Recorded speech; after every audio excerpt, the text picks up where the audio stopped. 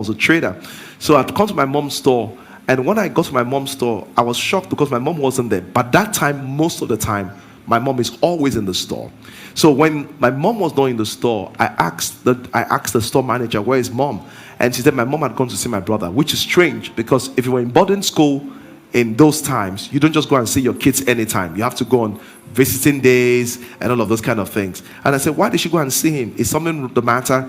And he said, the pastor, which was a prophet of a church she used to attend before, had a vision and sent the daughter. He said he sent the daughter this morning to tell my mom that anywhere my older brother is, that he's dying, that he's dying, that he's sick, he's dying anywhere he is. They should go and look for him. And my mom, and there was no telephone those years, and my mom had taken his things and gone to look for my brother.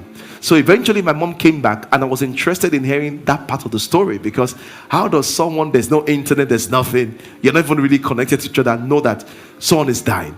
So my mother came back and now told me the big story that my brother's school was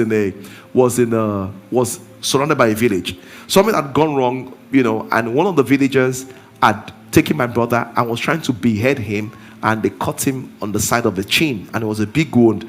As a matter of fact, when my mom got there, I think he was just out of surgery where they were stitching up his chin because it was a big wound. And when she got there, the school authorities now began to ask, "How did you know this happened? We're going to say we're going to call you, but our priority was to save your child first before we called you."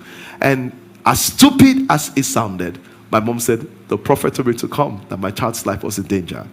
When that happened, as I began to grow spiritually, I was like, you mean that someone can be so blessed spiritually that without being in a physical space, they can know what happens in another space? You mean that is possible? I said, "Lord, this is life changing. This life, if you run a business, this life changing. That you can know that the market will not favor you and position some other way. Wow! This life changing. You can know ahead of time that I'm going to get a job here. I'm not going to get a job here. This is life changing." I said, okay. So I began to research into it. And that's why this teaching is for everyone.